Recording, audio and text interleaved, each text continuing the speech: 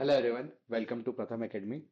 तो आज हमारा सेकंड वीडियो है मध्य प्रदेश महिला पर्यवेक्षक भर्ती की जो एमसीक्यू सीरीज स्टार्ट करी है हमने।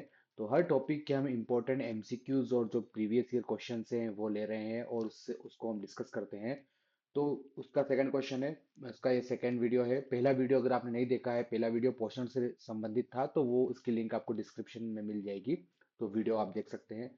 तो सेकंड वीडियो हम शुरू करते हैं। सेकंड जो हमारा टॉपिक है सिलेबस का, पोषण एंड स्वास्थ्य का, जीवन की विभिन्न अवस्थाओं में पोषण का महत्व। तो इससे संबंधित जो इंपॉर्टेंट एमसीक्यूज हैं और जो पीवाईक्यूज हैं वो हम देखने वाले हैं। और उसके साथ साथ इसका जो डिस्क्रिप्शन है और जो इंपॉर्टेंट चीजें हैं वो भी सारी देखेंगे, ताकि आपकी प्रिपरेशन में आपको बहुत अच्छी हेल्प मिल सके। चलिए तो शुरू करते हैं हम सेकंड टॉपिक, जीवन की विभिन्न अवस्थाओं में पोषण का महत्व, इसके एमसीक्यूज। पहला एमसीक्यूज है आपके सामने। आप एमसीक्यूज को देख के उस टाइम पे आप वीडियो को पॉज करके अपना आंसर आप लगा के फिर आप वीडियो को प्ले कर सकते हैं। तो चलिए शुरू करते हैं। फोलेट का अपर्याप्त अंतर्ग्रहण मेगा ब्लास्टिक एनीमिया के अतिरिक्त अन्य किस चीज से संबंधित है? ठीक, तो आपको ऑप्शन यहाँ पर चार ऑप्शन दिए हैं।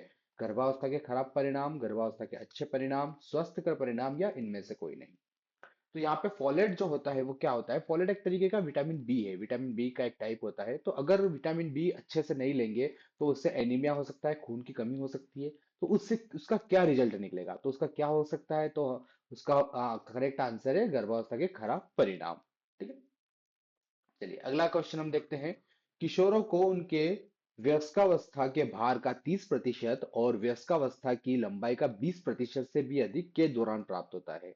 तो किशोरों की बात हो रही है यहाँ पर, और उनके जो टोटल उनका 30% भार और लगभग 20% लंबाई कौन सी एज में उनको मिल जाती है, ये यहाँ पर हमें देखना है। तो 10 से 19, 10 से 12, 9 से 12, या फिर 10 से 15।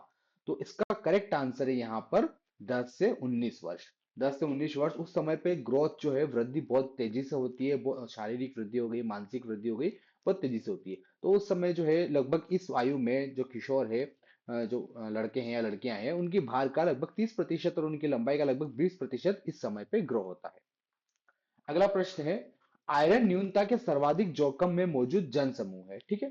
तो आयरन की जो कमी हो जाएगी उसकी कमी में कौन कौन से, किस किस वर्ग के लोगों को उससे नुकसान हो सकता है? नवजात शिशु एवं बच्चे, गर्भवती हो सकने वाली आयु की महिलाएं, गर्भवती महिलाएं, या फिर उपरोक्त सभी। तो इसका आंसर क्या होगा? इसका आंसर होगा कि अगर आयरन की कमी है तो आयरन की कमी से ये सारे जो लोग हैं या सब जो जन समूह समुदाय है, ग्रुप है, सब इससे इफेक्ट हो सकते हैं, सब इससे नेगेटिवली इफेक्ट हो सकते हैं। तो यहाँ पर करेक्ट आंसर है उपयुक्त सभी, क्योंकि आयरन की कमी होगी तो उससे एनीमिया रोग होगा और कई सारी प्रॉब्लम्स होगी, जिससे बच्चों को प्रॉब्लम होती है, जो महिलाएं हैं जो उस एज में है, जो गर्भवती हो सकती है, जो महिलाएं हैं जो गर्भवती है, सबको प्रॉब्लम हो सकती है। अगला प्रश्न है, स्वस्थ बच्चे के भार की आयु तक उसके जन्म के समय का भार का 2 गुना हो जाता है। तो किस समय तक बच्चे का भार, जब वो बच्चा जन्म होता है तो उसके उस समय जब वो जन्म लेता है उस समय जितना भार होता है, तो किस आयु तक वो भार दुगुना हो जाता है, ये हमें देखना है यहाँ पर। तो 6 माह, 12 माह, 18 माह, या फिर 24 माह, कौन सा इसका करेक्ट उत्तर है? तो इसका करेक्ट उत्तर है यहाँ पर 6 माह। 6 माह में बच्चे का जो जन्म है वो जिस जन्म का जो भार होता है उसका डबल हो जाता है, क्योंकि शुरुआत के 6 महीने में ग्रोथ बहुत तेजी से होती है, बाद में भी तेजी से होती है, पर धीरे धीरे उसकी स्पीड कम हो जाती है। तो इसका करेक्ट आंसर है 6 माह। अगला है, सामान्य गर्भावस्था के दौरान में किस रोगों के लिए नियमित जांच की जाती है? ठीक है, ये सारे प्रश्न जो है आपके सिलेबस से रिलेटेड है और पीवाईक्यूज हैं, और इस टॉपिक से रिलेटेड है, जो कि सेकंड टॉपिक है, जीवन की विभिन्न अवस्थाओं में स्वास्थ्य का महत्व, पोषण एवं स्वास्थ्य के अंदर में। तो इसके अंदर कौन सा किस किस रोगों की जांच की जाती है गर्भावस्था के दौरान? तो AIDS, hepatitis B, Down syndrome, या उपयुक्त सभी। तो उपयुक्त सभी यहाँ पर करेक्ट आंसर होगा, क्योंकि सारे यहाँ पर जांच की जाती है। तो डायरेक्ट क्वेश्चंस आ रहे हैं, आप देख रहे हैं कि इस टॉपिक से बिल्कुल डायरेक्ट क्वेश्चन आपको मिलेंगे, बिल्कुल फैक्चुअल क्वेश्चन यहाँ पे आ रहे हैं। तो आपको इसी तरीके से आपकी प्रिपरेशन करना है, क्योंकि ये सारे क्वेश्चन जो है वो पीवाईक्यूज है और इंपॉर्टेंट एमसीक्यूज है। और अभी तक अगर आपने चैनल को सब्सक्राइब नहीं किया है तो आप हमारे चैनल को सब्सक्राइब कर लीजिए, जिससे आपको इस सीरीज के अंदर और भी वीडियोस मिलते रहेंगे। चलिए अगला है क्वेश्चन, 1 से 3 वर्ष तक की आयु के बच्चों को प्रतिदिन आवश्यक किलो कैलोरी है। 1 से 3 वर्ष तक की आयु के बच्चों को कितनी कैलोरी की आवश्यकता प्रतिदिन होती है? तो इसका 2100 kilo calorie, 1800 kilo calorie, 1690 kilo calorie, या फिर 1060 किलो कैलोरी। तो 1 से 3 वर्ष तक की आयु के बच्चों की यहाँ पर बात हो रही है, तो उनको प्रतिदिन कितनी कैलोरी चाहिए? तो उनको प्रतिदिन कैलोरी चाहिए होती है 2100 कैलोरी। अगर किसी प्रश्न में आपको डाउट लगता है या फिर आपको लगता है कि आंसर कुछ और होना चाहिए तो आप कमेंट बॉक्स में बिल्कुल कमेंट कर सकते हैं। अवांछनीय परिणाम की जोखिमों के बिना गर्भाधान करने हेतु उपयुक्त आयु रेंज है। तो किस आयु रेंज में जो है गर्भाधान करने में कम रिस्क होती है, सबसे अच्छी जो रेंज है आयु की वो कौन सी मानी जाती है जिसमें रिस्क कम होती है? 17 से 30, 20 से 35, 25 से 40 या फिर 25 से 30? तो कौन सी यहाँ पर है रेंज? तो इसका करेक्ट आंसर है यहाँ पर 25 से 40। ठीक है, बाकी के एज ग्रुप में थोड़ी रिस्क ज्यादा होती है, इस एज ग्रुप में रिस्क कम होती है। बिल्कुल डायरेक्ट क्वेश्चन यहाँ पर है, फैक्चुअल क्वेश्चन आप देख सकते हैं। माता द्वारा गर्भावस्था के दौरान मादक पदार्थों का उपयोग किए जाने पर गर्भस्थ शिशु के द्वारा इनमें से कौन से प्रतिकूल प्रभाव हो सकते हैं? ठीक है, अगर माता के द्वारा अगर किसी अ, हम कहें कि हानिकारक पदार्थों का, मादक पदार्थों का अगर सेवन किया जाता है गर्भावस्था के टाइम पे, तो जो शिशु होता है उसमें कौन कौन से नेगेटिव प्रभाव हो सकते हैं? इसका समय से पूर्व जन्म हो सकता है, सिर या फिर शरीर का आकार सामान्य से कम हो सकता है, शारीरिक विकृतियां हो सकती है, या उपरोक्त सभी। तो जो यहाँ पे हम देख सकते हैं कि जो मादक पदार्थों का सेवन होता है उससे बच्चे के अंदर कई सारी शारीरिक और मानसिक प्रॉब्लम्स आ जाती है। मानसिक उसका विकास अच्छे से नहीं होगा। ठीक है, शारीरिक में उसके कई शारीरिक विकास अच्छे से नहीं होगा, हो सकता है कि उसका मस्तिष्क का विकास अच्छे से ना हो, सुनने की क्षमता, देखने की क्षमता, इस तरीके से शारीरिक विकास उसका अच्छे से नहीं होता है, समय से पहले जन्म भी हो सकता है। तो ये जितने भी प्रॉब्लम्स है, ठीक है, यहाँ पर हम मादक पदार्थ देखते हैं तो मादक पदार्थ से हम देख जानते हैं कि कई सारी प्रॉब्लम्स ही होती है। तो यहाँ पे जितनी भी प्रॉब्लम्स है वो सब आपके आंसर में आ जाएगी। तो ये सारी प्रॉब्लम्स है, समय पूर्व जन्म होना, सिर या शरीर का आकार सामान्य से कम होना, शारीरिक विकृतियां होना किस तरीके से किसी अंग में, तो ये सारी प्रॉब्लम्स है, तो इसलिए इसका आंसर होगा उपयुक्त सभी। अगले क्वेश्चन की तरफ हम चलते हैं। गर्भावस्था के दौरान आवश्यक अतिरिक्त प्रोटीन के लिए आवश्यक होता है। तो गर्भावस्था के दौरान प्रोटीन की अतिरिक्त आवश्यकता होती है, तो वो क्यों होती है, उसका क्या रीजन है? गर्भाशय की आकार वृद्धि, गर्भस्थ शिशु की तीव्र वृद्धि, उपरोक्त दोनों, या उनमें से कोई नहीं? तो इसका आंसर क्या होगा? इसका आंसर होगा कि जो प्रोटीन की अतिरिक्त आवश्यकता होती है वो दोनों चीजों के लिए होती है। वो गर्भाशय की आकार को बढ़ाने के लिए भी जरूरी होता है और जो शिशु है उसकी वृद्धि के लिए भी जरूरी होता है। ठीक है, दोनों यहाँ पर है, तो उपरोक्त दोनों इसका करेक्ट आंसर है। अगला क्वेश्चन है, गर्भावस्था के दौरान फॉलिक अम्ल, ठीक है, फॉलिक अम्ल जो कि विटामिन बी का ही एक टाइप है, युक्त अनुपूरक का सेवन अगर अगर विटामिन बी लेते हैं गर्भावस्था के टाइम पे अगर महिला, तो उसका जोखिम घटाता है। किस चीज का जोखिम घटाता है? ये तंत्रिका नाल दोष, घेंगा रोग, मधुमेह, या उनमें से कोई नहीं? तो यहाँ पर हम इनमें से कौन से रोग को वो कम करता है? विटामिन बी, ये हमें देखना है यहाँ पर। तो ये देख सकते हैं कि जो मधुमेह है उसका विटामिन बी से कोई लेना देना नहीं है। ठीक है, वो इंसुलिन से रिलेटेड है। घेंगा रोग जो होता है वो बेसिकली आयोडीन की कमी से होता है, तो उसका विटामिन बी से डायरेक्टली कोई रिलेशन नहीं है। तंत्रिका नाल दोष, ठीक है, जो तंत्रिका नाल होता है उसकी डिफॉर्मिटीज को, उसको दोष को कम करने के लिए फॉलिक अम्ल से युक्त भोजन दिया जाता है, फॉलिक अम्ल से रिलेटेड टेबलेट दी जाती है। तो इसलिए ये करेक्ट आंसर, तंत्रिका नाल दोष। चलिए, अगला क्वेश्चन है, समुदाय में बच्चों की स्वास्थ्य स्थिति का मैप है। समुदाय में मतलब हम जनरल सोसाइटी की बात कर रहे हैं, समाज की बात कर रहे हैं कि बच्चों की स्वास्थ्य, बच्चों की स्थिति कैसी है, बच्चों का स्वास्थ्य कैसा है किसी ऑर्गेनाइज समाज में, तो कैसे हम इसको मापते हैं? नवजात मृत्यु दर, या फिर इसको इन्फेंट मोर्टेलिटी रेट भी कहते हैं, मातृ मृत्यु दर जो कि मेटरनल मोर्टेलिटी रेट भी कहते हैं इसको, अशोधित जन्म दर जिसको क्रूड बर्थ रेट कहते हैं, और अशोधित मृत्यु दर या फिर क्रूड डेथ रेट। ठीक है, तो इन चार में से कौन सा, वैसे अगर देखा जाए तो ये चारों ही स्वास्थ्य के, हम कह सकते हैं कि इंडिकेटर्स है, इससे हम स्वास्थ्य की जांच करते हैं। आपने देखा होगा कई सारे जो सर्वे वगैरह होता है उसमें ये सारे इंडिकेटर्स यूज किए जाते हैं। लेकिन सबसे अब यहाँ पर हमें क्या देखना है फिर, अगर चारों सही है तो, लेकिन सही तो कोई एक ही होगा, तो हमें देखना है कि सबसे सही कौन सा है, फिर सबसे ज्यादा किसको माना जाता है? तो सबसे ज्यादा जो है वो माना जाता है अशोधित जन्म दर को। ठीक है, क्रूड बर्थ रेट को सबसे ज्यादा सही माना जाता है, तो ये इसका करेक्ट आंसर होगा। अगला क्वेश्चन है, किशोरावस्था में बालिका हेतु आयरन की आवश्यकता होती है, आयरन की उनको कितनी आवश्यकता होती है? तो ये इस टाइप के क्वेश्चंस बहुत इंपॉर्टेंट है, लाइक जो जितने भी मिनरल्स होते हैं जैसे आयरन हो गया, आयोडीन हो गया, तो पर डे उनको कितना लेना चाहिए, ये बहुत इंपॉर्टेंट क्वेश्चन है। तो जैसे आयरन की आवश्यकता कितनी होती है किशोरावस्था में बालिकाओं के लिए? 40 से 50 प्रतिदिन, 28 से 30 mg, 10 से 15 mg, या 50 से 55 mg? तो बालिकाओं के लिए ध्यान रखिएगा कितना होता है, 28 से 30 mg, 28 से 30 mg प्रतिदिन, प्रतिदिन आयरन की आवश्यकता होती है। अगला क्वेश्चन है, गर्भावस्था की पुष्टि हेतु की जांच की जाती है। गर्भावस्था को कंफर्म करने के लिए कौन सा टेस्ट किया जाता है और किस चीज की उसमें जांच की जाती है? ठीक है, मूत्र की, रक्त की, लार की, इनमें से कोई नहीं, तो किसकी जांच की जाती है? तो इसका करेक्ट आंसर है ए, मूत्र की, यूरिन की जांच उसमें की जाती है। पूर्ण गर्भावस्था की अवधि कितनी होती है? ठीक है, बहुत इजी क्वेश्चंस आए हैं और बहुत डायरेक्ट क्वेश्चंस आए हैं। आप देख सकते हैं कि इस टॉपिक से आपको डायरेक्ट क्वेश्चंस मिलेंगे, डायरेक्ट फैक्चुअल क्वेश्चन मिलेंगे, ये प्रीवियस ईयर क्वेश्चंस ही हैं। तो इस हिसाब से आपको अपनी प्रिपरेशन करना है। पूर्ण गर्भावस्था की अवधि कितनी होती है? तो पूर्ण गर्भावस्था की अवधि होती है 295 दिन, 280 दिन, 288 दिन या फिर 290 दिन। तो इसका करेक्ट आंसर है 280 दिन। ठीक है, जिसको अगर सप्ताह में बात करें तो 40 सप्ताह भी हम कह सकते हैं, इतनी या फिर 280 दिन हम बात करें तो इतनी अवधि होती है। अगले क्वेश्चन की तरफ हम चलते हैं। गर्भधारण पूर्व एवं प्रसव पूर्व नैदानिक डायग्नोस्टिक जो टेस्ट किए जाते हैं वो किस चीज पर केंद्रित होते हैं? जो गर्भावस्था के पहले और उसके टाइम पे जो टेस्ट किए जाते हैं, डायग्नोस्टिक टेस्ट किए जाते हैं, वो किस चीज पर आधारित होते हैं, क्यों किए जाते हैं? मादा भ्रूण गर्भपात की रोक करने के लिए, जन्म से पहले लिंग पहचान की रोक करने के लिए, दंपति को व्यापक एवं उपयुक्त परामर्श देने के लिए, या फिर उपरोक्त सभी। ठीक। तो क्यों किए जाते हैं जांच, उसका क्या उद्देश्य होता है? तो हम देखते हैं कि गर्भपात की रोकथाम करने के लिए भी किए जाते हैं ये, लिंग की पहचान को रोक करने के लिए भी, जो कि जो प्रीनेटल जो डायग्नोस्टिक एक्ट है उसके अंडर में, दंपति को परामर्श देने के लिए कि किस तरीके की हेल्थ है, क्या उपचार करना चाहिए, तो ये सारे उसमें कंडीशंस होते हैं। तो ये भी उसका एक उद्देश्य होता है ताकि जो जन्म से पहले लिंग का पता ना चले, गर्भपात ना हो सके, और अगर कुछ प्रॉब्लम्स है तो उसके लिए परामर्श भी देख सकें, ये सारी चीजें उसमें होती है। तो इसका करेक्ट आंसर होगा उपरोक्त सभी। अगला क्वेश्चन है, गर्भावस्था में इनमें से किस समस्या का अनुभव नहीं होता है? कौन सी समस्या का अनुभव नहीं होता है? तो उबकाई, एडिमा, उल्टियां या दांतों में जलन। अभी डायरेक्ट क्वेश्चन है, बहुत इजी सा क्वेश्चन है, कॉमन सेंस का, कि देख सकते हैं कि इसका कोई रिलेशन नहीं है गर्भावस्था से, तो ये करेक्ट आंसर।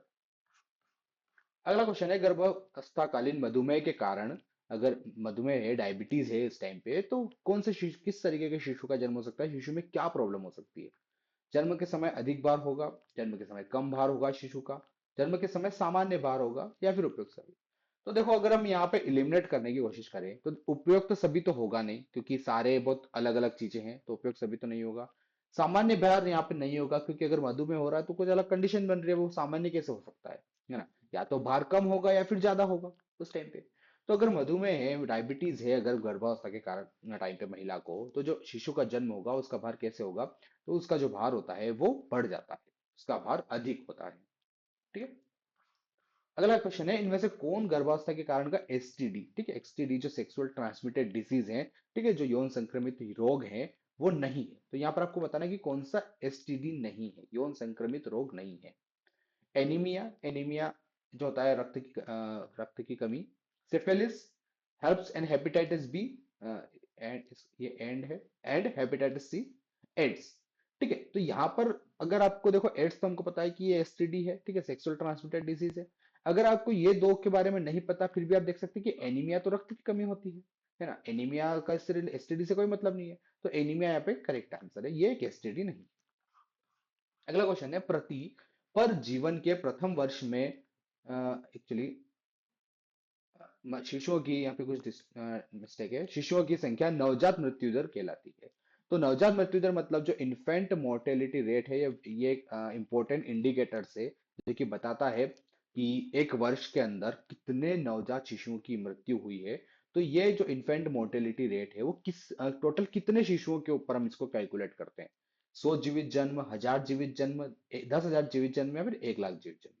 ठीक है, तो जो इन्फेंट मोर्टेलिटी रेट है, जो नवजात मृत्यु दर है, वो कैलकुलेट की जाती है 1000 जीवित जन्मों पर।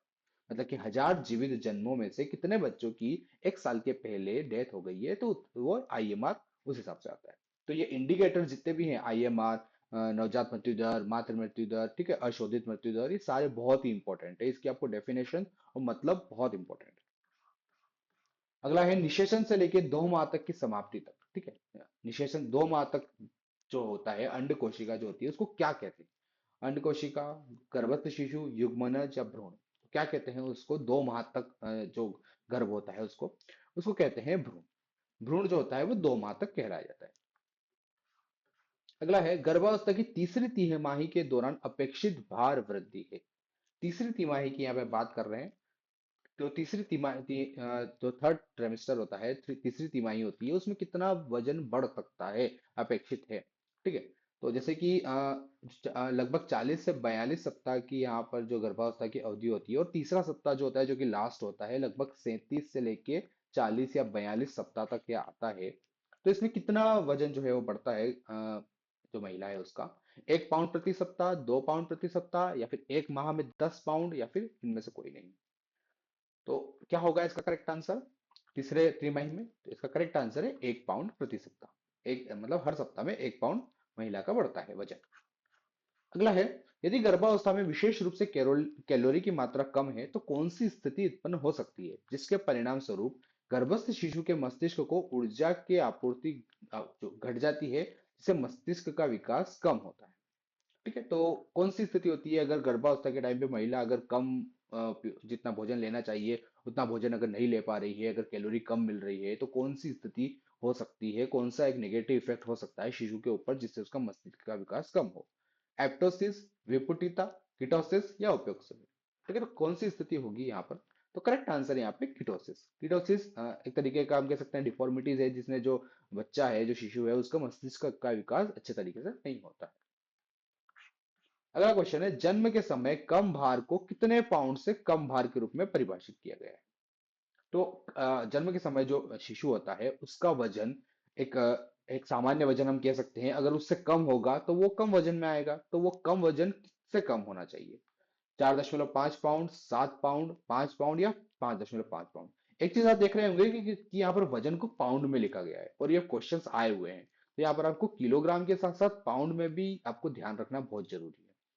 तो अगर हम बात करें कि एक स्वस्थ बच्चे का जन्म कितना होता है, तो अगर हम भारतीय बच्चे की बात करें तो लगभग 2.5 किलो से लेके 2.9 किलो तक एक स्वस्थ बच्चे का भार होता है इंडिया में, भारत में। मतलब 2.5 किलो से कम अगर होगा तो वो कैसा होगा? वो कम भार के रूप में आएगा। तो 2.5 किलो मतलब कितना होगा? तो 2.5 किलो मतलब होगा यहाँ पर 5.5 पाउंड। ठीक है, तो पाउंड में भी आपको ध्यान रखना जरूरी है। अगला क्वेश्चन है, गर्भावस्था में जिंक की कमी का कारण बनती है, जिंक की कमी से क्या प्रॉब्लम हो सकती है? जिंक भी एक बहुत इंपॉर्टेंट मिनरल है। जन्म के समय कम भार हो सकता है बच्चे का, डीएनए या आरएनए जो इंपॉर्टेंट हमारे सेल के पार्ट हैं उसके संश्लेषण में कमी आ सकती है, क्षीणता आ सकती है, उपरोक्त दोनों या इनमें से कोई नहीं। ठीक। तो क्या कारण होगा? तो जिंक भी एक इंपॉर्टेंट मिनरल है। लगभग एक महिला को 10 से 15 मिलीग्राम जो है प्रतिदिन इसका सेवन किया जाता है गर्भवती महिला को। अगर ये कम दिया जाएगा तो इससे क्या हो सकता है? तो इससे दोनों चीज हो सकती है। जन्म के समय बच्चे का भार कम हो सकता है, साथ साथ जो डीएनए जो बन रहा है शिशु में, जो आरएनए जो संश्लेषण हो रहा है, जो प्रोटीन संश्लेषण हो रहा है, उसमें भी कमी आ सकती है, उसमें भी दिक्कत आ सकती है। इसलिए दोनों यहाँ पर सही है। अगले क्वेश्चन की तरफ हम चलते हैं। कुछ पर्यावरणीय स्थितियां गर्भावस्था के दौरान शिशु के स्वास्थ्य विकास को क्षति पहुंचा सकती है। ठीक है, पर्यावरणीय स्थितियां की बात कर रहे हैं, मतलब जो एक्सटर्नल कंडीशन है, जो आसपास की स्थितियां हैं उसकी बात कर रहे हैं। तो इसका सबसे ज्यादा प्रभाव किस चरण में होता है? गर्भावस्था के किस चरण में सबसे ज्यादा प्रभाव होता है? गर्भावस्था, गर्भावस्था के पहले के 3 सप्ताह, भ्रूणावस्था, या फिर इनमें से कोई नहीं? तो किस चीज में होता है? तो हम देखते हैं कि जो भ्रूण कब होता है, भ्रूण मतलब कि जो 2 महीने तक की जो स्थिति होती है वो भ्रूण की स्थिति कहलाती है। तो इस समय पर सबसे ज्यादा प्रॉब्लम हो सकती है, कि सबसे ज्यादा इम्पैक्ट नेगेटिवली कर सकता है बच्चे के ऊपर, तो इसलिए ये करेक्ट आंसर। अगला क्वेश्चन है, कौन सा वैक्सीन गर्भावस्था में निषिद्ध है, कौन सा वैक्सीन नहीं दिया जाता है गर्भावस्था में? ओपीवी, इन्फ्लुएंजा का, रुबेला का, या टेटनेस का? कई सारे वैक्सीन दिए जाते हैं, तो ये चीज बहुत इंपॉर्टेंट है कि कौन सा वैक्सीन कब दिया जाता है। ये आपकी परीक्षा में बहुत इंपॉर्टेंट है कि कौन सा वैक्सीन महिला को, बच्चे को कब दिया जाता है, किस सप्ताह में दिया जाता है, ये ध्यान रखना बहुत जरूरी है। तो गर्भावस्था में कौन सा वैक्सीन नहीं दिया जाता है? तो रुबेला का जो वैक्सीन है, रुबेला जो एक वायरस के थ्रू बीमारी होती है जिसमें चकत्ते हो जाते हैं बेसिकली शरीर में और चेहरे पे चकत्ते हो जाते हैं। तो ये जो लेकिन ये जो वैक्सीन है, इस ये गर्भस्थ महिला को नहीं दिया जाता है। ठीक है, ये रुबेला का वैक्सीन यहाँ पे करेक्ट आंसर। तो यहाँ पर हमने क्वेश्चंस देखे जो कि इंपॉर्टेंट क्वेश्चंस थे, जीवन की जो विभिन्न अवस्थाओं हैं उसमें पोषण के महत्व के, जो कि दूसरा टॉपिक था पोषण एवं स्वास्थ्य का। ठीक है, आगे हम इसी सीरीज में कंटिन्यू करने वाले हैं। सारे टॉपिक्स के इंपॉर्टेंट एमसीक्यूज आपको मिलेंगे, तो इससे आपकी प्रिपरेशन में आपको बहुत हेल्प मिलेगी। इससे अलावा आपको अगर कुछ भी डाउट्स है तो आप कमेंट बॉक्स में पूछ सकते हैं, और आप जल्दी से चैनल को सब्सक्राइब कर लीजिए। Thank you.